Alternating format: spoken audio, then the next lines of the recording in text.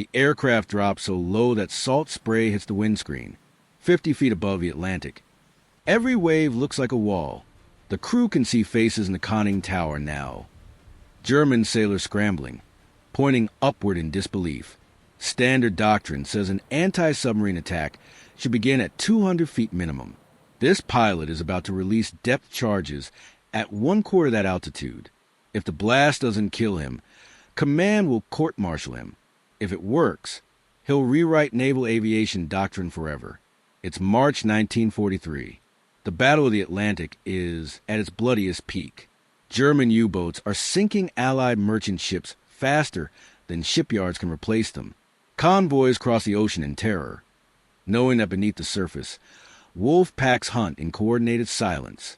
Every tanker, every cargo ship loaded with food, fuel, and ammunition for Britain is a target. The numbers are staggering.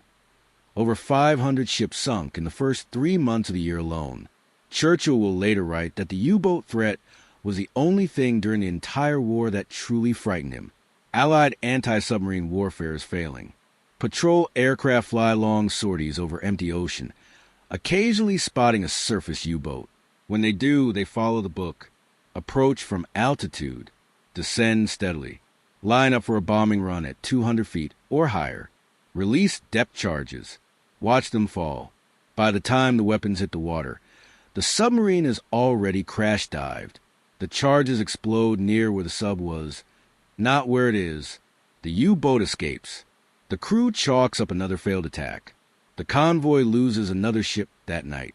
Flight Lieutenant Denys Burch-Reynard, Royal Australian Air Force, has flown dozens of these missions.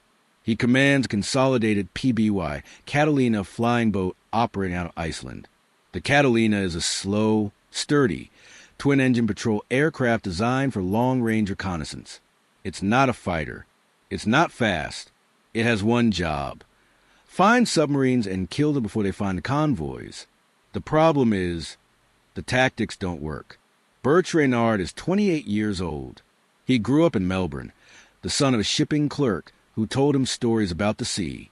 He joined the RAF in 1940, trained as a pilot, and volunteered for a coastal command, the branch of the RAF responsible for protecting Allied shipping. He wanted to hunt submarines. He wanted to matter. What he got was months of empty ocean, false contacts, and attacks that ended with depth charges hitting water where submarines used to be. He watches the other pilots. They follow procedure. They do everything right. They still fail. The U-boats are fast when they dive.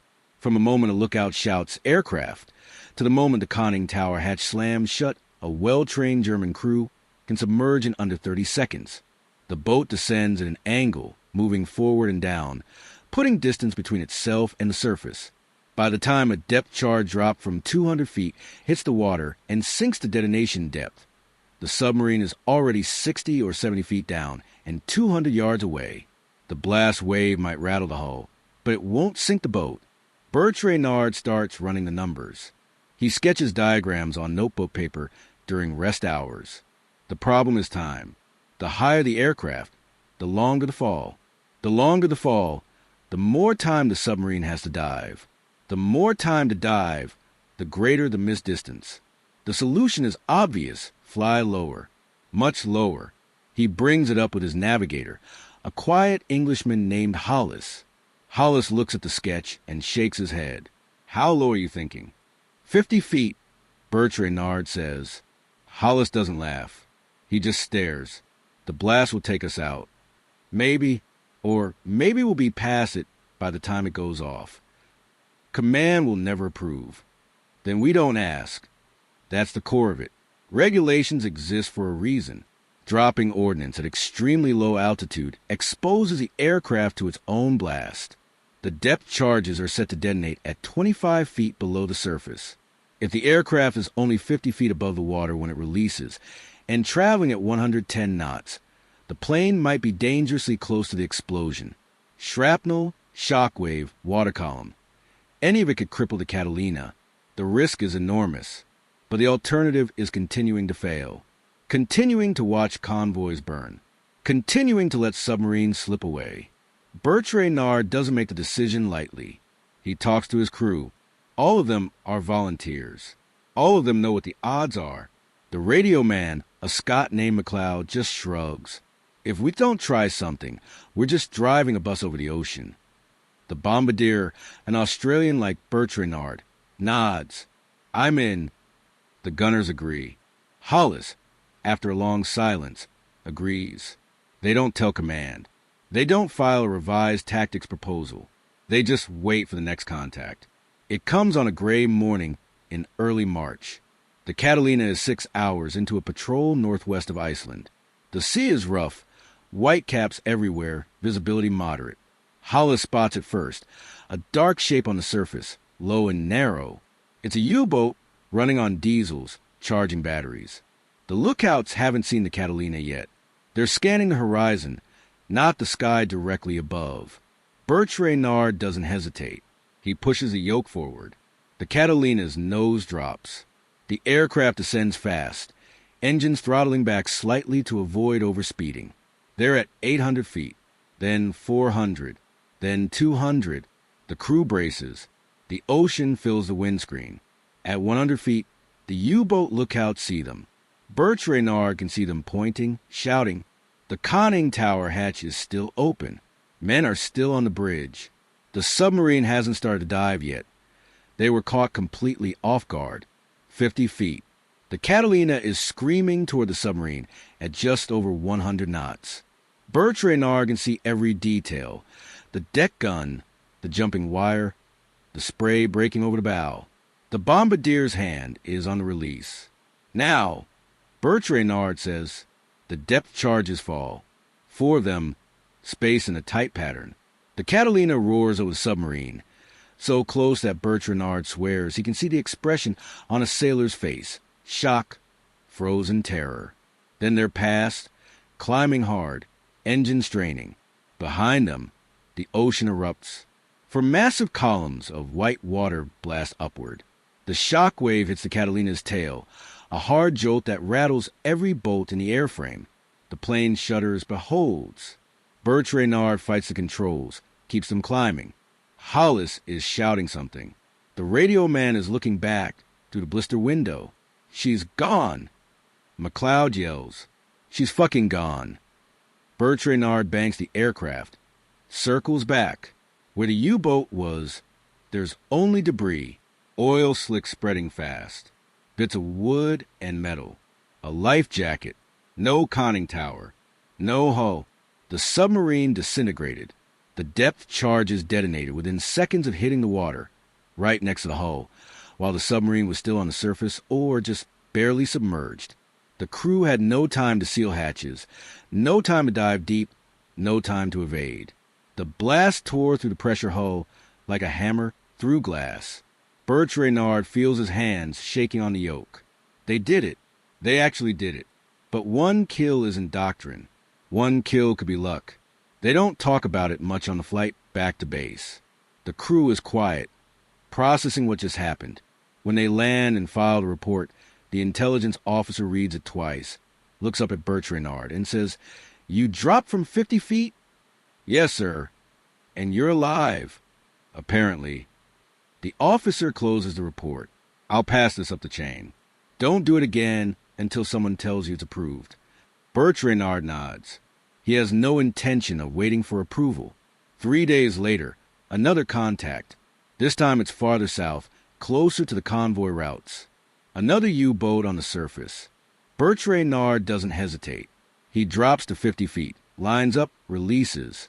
The charges detonate right alongside the hull. The submarine breaks apart. Oil and wreckage. No survivors. 2 kills in 1 week, both from ultra-low altitude. Now it's not luck. Now it's a pattern. Command notices. Burch-Reynard is called in for a debrief. He expects a reprimand. Instead, the squadron leader asks him to explain the tactic in detail. Burch-Reynard walks him through the geometry, the timing, the risk. The officers listen without interrupting. When he finishes, the squadron leader leans back and says, "If you're wrong, you're dead. If you're right, you just changed the war." "I'm right, sir." "Prove it again." He does. 2 weeks later, another patrol. Another surface U-boat. Another attack at 50 feet.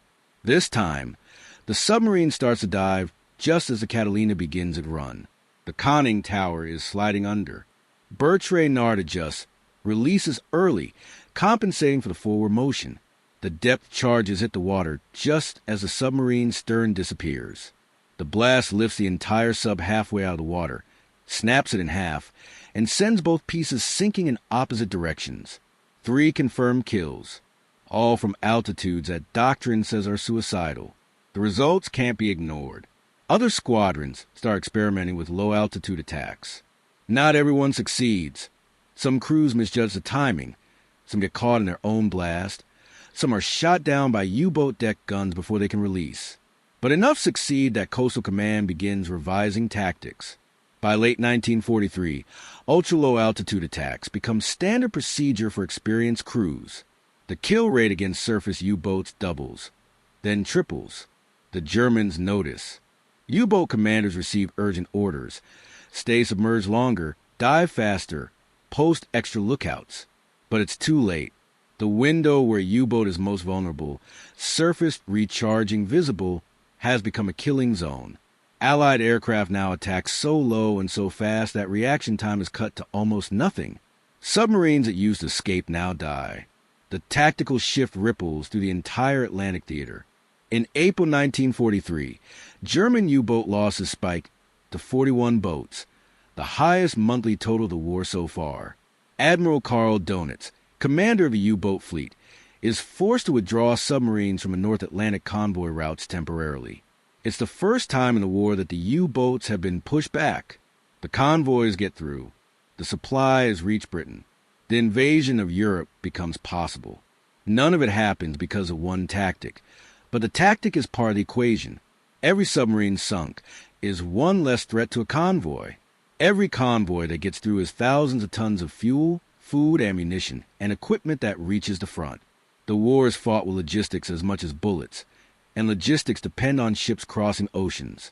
Burch-Reynard's tactic helps keep those ships afloat, but the cost of the air crews is brutal.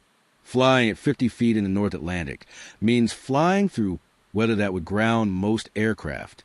It means skimming wave tops in storms, navigating by dead reckoning when clouds block the stars, and staying airborne for 12 or 14 hours in freezing, vibrating, deafening conditions. The Catalina is not a comfortable aircraft. It's cramped, cold, and loud. The crew sits or stands in awkward positions for the entire patrol.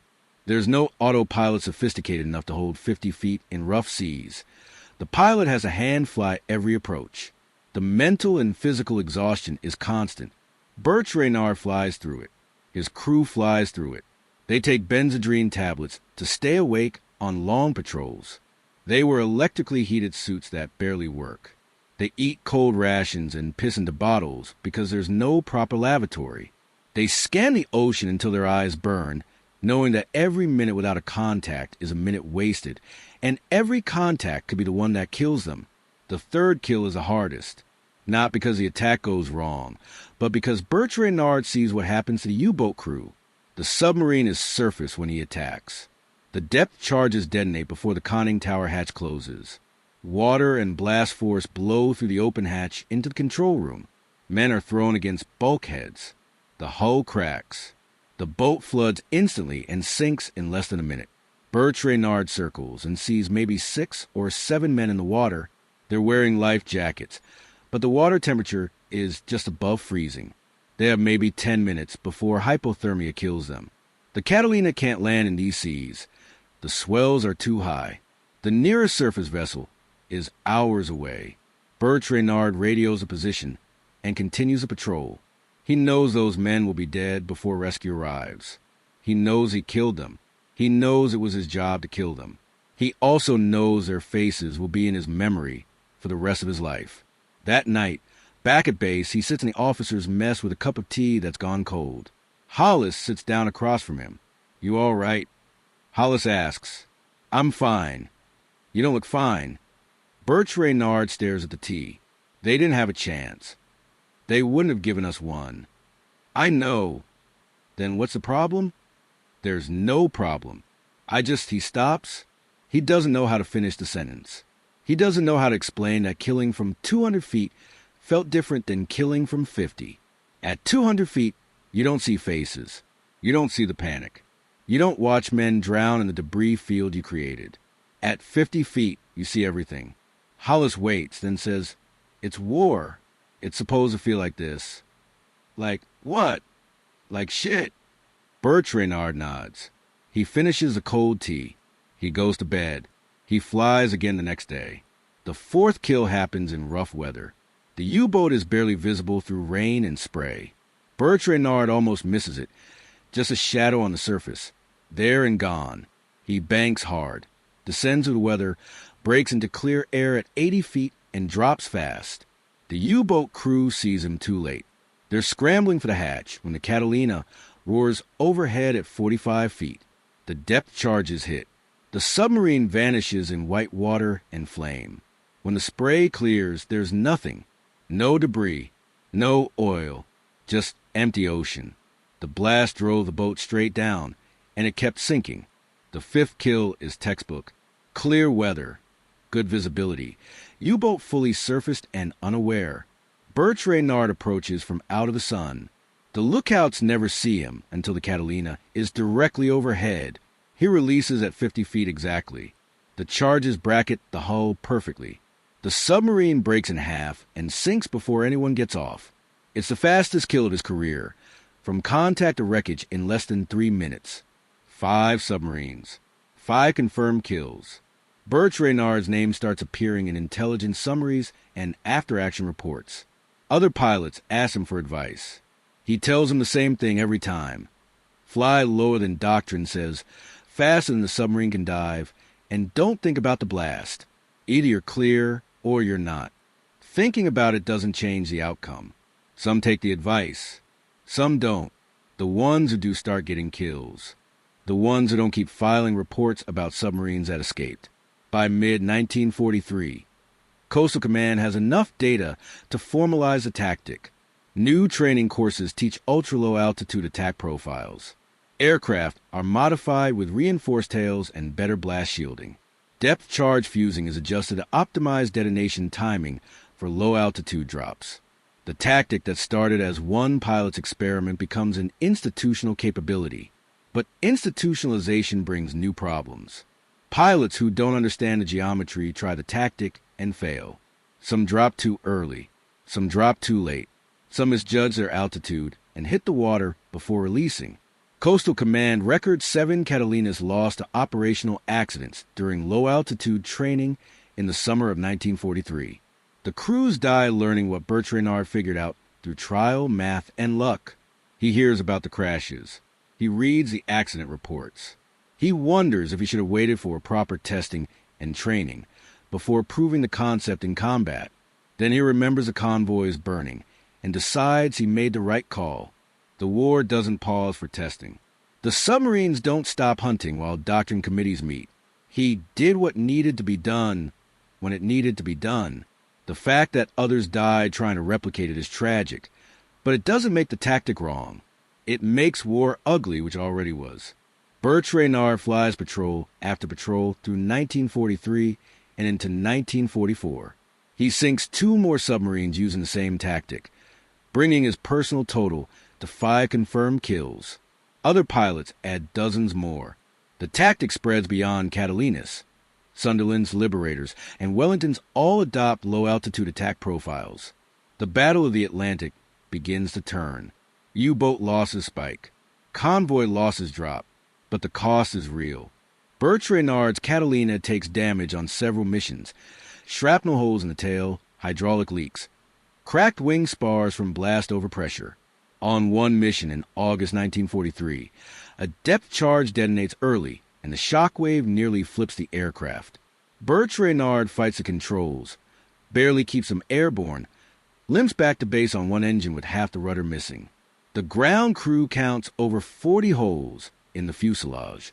The aircraft is written off as beyond repair. Burch-Reynard and his crew walk away with nothing worse than bruises and ringing ears. He doesn't stop. None of them stop. The tactic works. That's all that matters. In November 1943, Burch-Reynard is awarded the Distinguished Flying Cross. The citation reads, in part, "For exceptional skill and courage in development and execution of highly effective anti-submarine tactics under conditions of extreme personal risk." He receives a medal at a small ceremony in Iceland. He shakes hands with the base commander, says thank you, and goes back to flying. He doesn't think of himself as a hero. He thinks of himself as someone who solved a problem. The problem was that submarines were escaping. The solution was to attack before they could. The method was dangerous, but danger was everywhere. Flying over the North Atlantic in winter was dangerous. Hunting submarines was dangerous. War was dangerous. At least this way, the danger had a purpose. By mid-1944, the U-boat threat is collapsing. Germany has lost over 200 submarines in 2 years. New boats can't be built fast enough to replace losses. The hunters have become the hunted. Allied aircraft, using radar, depth charges, and the low-altitude tactics pioneered by pilots like Burch-Reynard, dominate the Atlantic. Convoys cross with minimal losses. The supply line holds. The invasion of Normandy happens on schedule because the equipment and men get across the ocean intact. Burch-Reynard flies his last operational patrol in July 1944. By then, U-boats are so scarce that sorties rarely find targets. The Catalina flies 14 hours over empty ocean. No contacts. No attacks. Just sky and sea. When they land, Burch-Reynard shuts down the engines, fills out the log, and walks to the debriefing room. The intelligence officer looks at the empty contact sheet and says, "Maybe we're winning. Maybe." Burch-Reynard says he's rotated off operations in August 1944 and assigned to a training role. He spends the next 6 months teaching new pilots how to hunt submarines. He shows them the geometry. He explains the timing. He tells them about the blast and the risk and the men in the water. Some of them listen. Some of them think they know better. He teaches them anyway. The war in Europe ends in May 1945. Burch-Reynard is still in Iceland, still training crews, when the news comes through. Germany has surrendered. The U-boats are ordered to surface and sail to Allied ports. It's over. He returns to Australia in late 1945. He's 30 years old. He's been at war for 5 years. He leaves the Air Force, goes back to Melbourne, and tries to figure out what civilian life looks like. It's harder than he expected. The world kept moving while he was gone. Friends have married, started careers, built lives. He feels disconnected, out of step. He takes a job as a civil engineer because it's practical and it pays. He's good at math and problem solving. Building things make sense. He marries in 1947.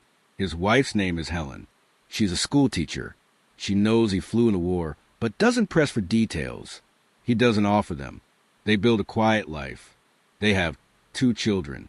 He works, comes home, reads the paper, goes to bed. It's normal. It's safe. It's nothing like the war. He doesn't talk about the submarines. He doesn't talk about flying at 50 feet. When people ask what he did during the war, he says he flew patrols over the Atlantic. If they ask if he saw action, he says yes, a few times. If they ask details, he changes the subject. It's not that he's ashamed. It's that he doesn't know how to explain it to people who weren't there. How do you tell someone what it feels like to see a man's face just before you kill him? How do you explain that you did it hundreds of feet lower than anyone thought possible? And you did it because the math said it would work. How do you make someone understand that the thing you're most proud of is also the thing that still wakes you up at night? He doesn't try. He just lives. He builds bridges and roads. He watches his children grow up. He grows old quietly. In the 1970s, a military historian named Dr. Richard Hammond is researching the Battle of the Atlantic. He's compiling data on U-boat losses and notices a pattern. Starting in March 1943, U-boats sunk by aircraft in the North Atlantic theater show a dramatic increase. He digs into patrol reports and finds repeated references to ultra-low altitude attacks. He traces the tactic back to its origin and finds Burch-Reynard's name. Hammond writes a letter. Burch-Reynard, now in his late 50s, receives it at his home in Melbourne. The letter asks for an interview. Burch-Reynard almost throws it away. He hasn't thought about the war in years, Or rather, he's tried not to think about it. But something in the letter's tone makes him pause. Hammond isn't asking for glory stories. He's asking for facts. He wants to understand how the tactic developed and why it worked. Burch-Reynard writes back. They arrange a meeting. Hammond flies to Melbourne with a tape recorder and a list of questions.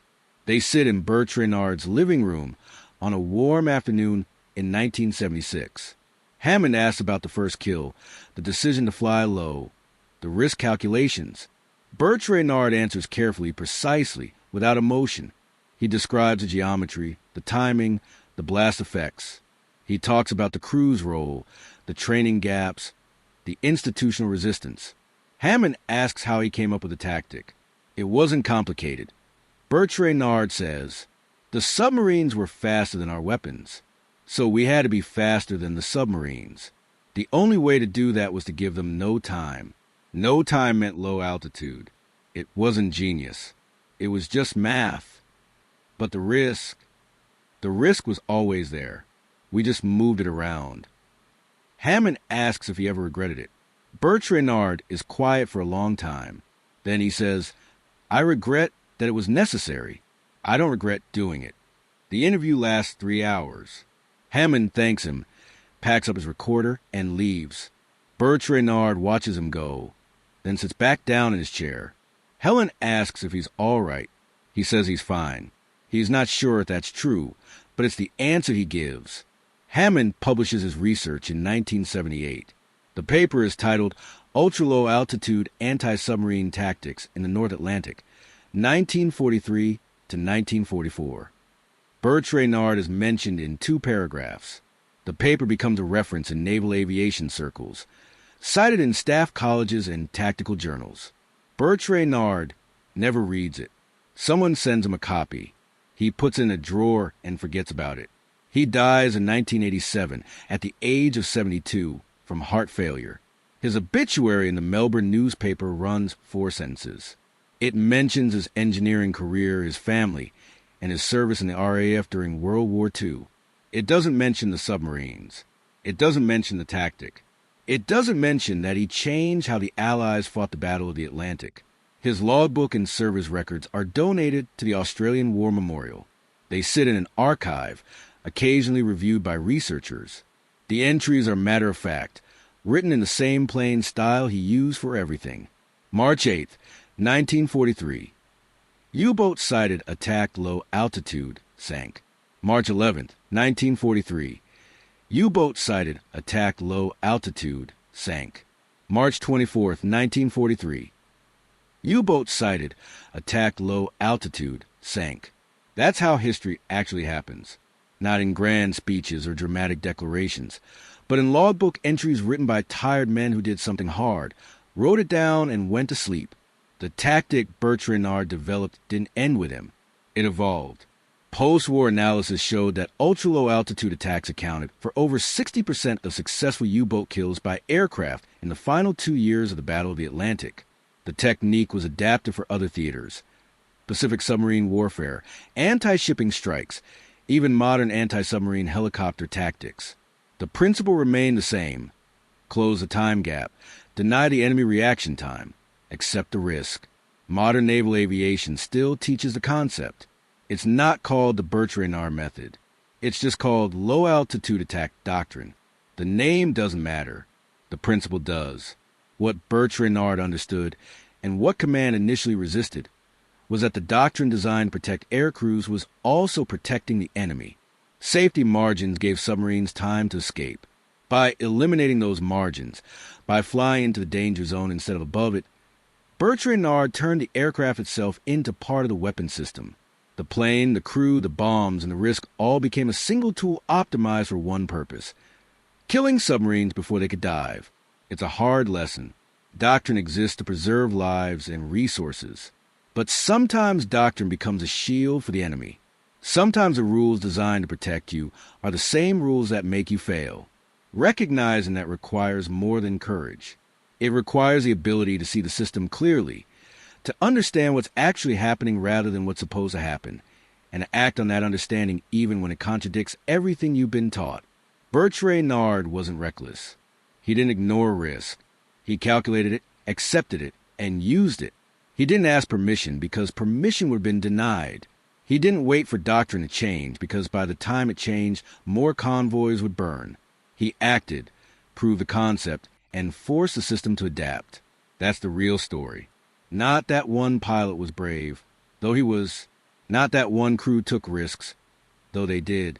The story is that someone looked at a failing system, identified the gap between procedure and reality, and closed that gap by putting himself in the blast radius. War is full of moments like that. Moments where the book doesn't work. Moments where the safe choice is also the losing choice. Moments where the only way forward is through the danger everyone else is avoiding. Most people, even trained military personnel, follow the book. They do what they're taught. They trust the system. Burch-Reynard didn't distrust the system. He just trusted the math more. And the math was right. 50 feet worked. 3 submarines in a month proved it. 5 submarines in a year confirmed it. Hundreds of submarines over the course of the war validated it. A tactic born from one pilot's refusal to accept failure became standard operating procedure for an entire theater of war. The submarines never adapted. They couldn't. They were designed to dive, but they couldn't dive faster than physics allowed. They posted more lookouts. But lookouts couldn't see through clouds or spot an aircraft camouflage against the sea. They installed more anti-aircraft guns. But guns couldn't track a target that appeared at 50 feet and released ordnance within seconds. The submarines were trapped by their own design. They had to surface to recharge, and when they surfaced, they died. The Germans tried other solutions. Snorkel devices that allowed submerged recharging. Acoustic torpedoes that targeted escort ships. Wolfpack tactics that overwhelmed defenses. None of it mattered. The Allies had closed the gap. The hunters controlled the Atlantic. And it started with one pilot, one crew, and one decision to fly lower than the rulebook allowed. Burch-Reynard never wrote a memoir. He never gave lectures. He never sought recognition. The historian who interviewed him asked why. Because it wasn't about me, Burch-Reynard said. It was about the job. The job was sinking submarines. We figured out how to do it better. That's all. But you changed the war. No, we changed the tactic. The war changed because a lot of people changed a lot of tactics. We were just one part. That humility is its own kind of lesson. The men who actually do the hardest things rarely talk about them. The ones who take the biggest risks rarely see themselves as heroes. They see themselves as people who had a job, found a better way to do it, and did it until the job was done. The lesson isn't that you should ignore doctrine. The lesson is that you should understand why doctrine exists, what it's trying to protect, and what it's costing you. When the cost of following the rules is failure, and the cost of breaking them is risk, you have to choose. Most people choose the rules. A few choose the risk. The ones who choose risk and survive become the ones who rewrite the rules. Burch-Reynard rewrote the rules by flying at 50 feet. Other men rewrote other rules in other ways. Some used new technology. Some used new tactics. Some just refused to accept that the way things were done was the way things had to be done. All of them had to take the risk first, prove the concept second, and wait for the system to catch up third. The system did catch up. By late 1943, Coastal Command doctrine explicitly endorsed ultra-low altitude attacks under specific conditions. Training programs taught the technique. Aircraft were modified to better withstand blast effects. Crews practiced the approach until it became routine. What started as one pilot's experiment became institutional knowledge. But it only became institutional knowledge because Burch-Reynard was willing to try it when it wasn't. That's the gap that matters. The gap between what might work and what's allowed to be tried. The gap between theory and practice. The gap between dying safe and winning dangerous. 50 feet above the Atlantic, with salt spray on the windscreen and German sailors scrambling below, Burch-Reynard closed that gap. He didn't ask for permission. He didn't wait for orders. He saw the problem, calculated the solution, accepted the risk, and executed. 3 submarines in a month. 5 in a year. Hundreds across the war. All because one pilot decided that flying into the blast zone was better than letting the enemy escape. That's the story. Not heroism, though it was heroic. Not luck, though he was lucky to survive. The story is about seeing what doesn't work, understanding why, and having the courage to try something else even when everyone says it's suicide. Command said low-altitude attacks were suicide. Burch-Reynard proved them wrong by staying alive and sinking submarines. The doctrine changed because the results couldn't be argued with. The submarines died because they had no defense against an attack they never expected. And the pilot who made it happen went home, built bridges, raised a family, and never talked about it. That's the hardest part to accept. The people who change wars don't always change history books. The ones who take the biggest risks don't always get the biggest recognition. They just do the job, prove it works, and move on. Burch-Reynard moved on. The tactic didn't. It's still studied, still taught, still remembered by the people who need to know that sometimes the only way to win is to fly lower than anyone thinks is safe. Drop your ordnance while the enemy is still on the surface, and climb out of the blast zone before it tears you apart. 50 feet. That was the number. 50 feet between victory and suicide. 50 feet between following doctrine and rewriting it. 50 feet between letting submarines escape and sending them to the bottom. Burch-Reynard flew at 50 feet because the math said it would work. He survived because the math was right. He won because he trusted the math more than the rulebook. And that's the lesson. Not that rules don't matter, but that results matter more. Not that risk should be ignored, but that risk should be calculated, accepted, and used. Not that one person can change a war, but that one person in the right place, with the right idea, willing to take the right risk, can change the way a war is fought. Command was wrong. Low-altitude attacks weren't suicide. They were the solution. Burch-Reynard proved it. 3 submarines at 50 feet, then 5, then doctrine itself. If this story pulled you in, subscribe now. There are more untold stories waiting. Drop a comment, and let us know where you're watching from.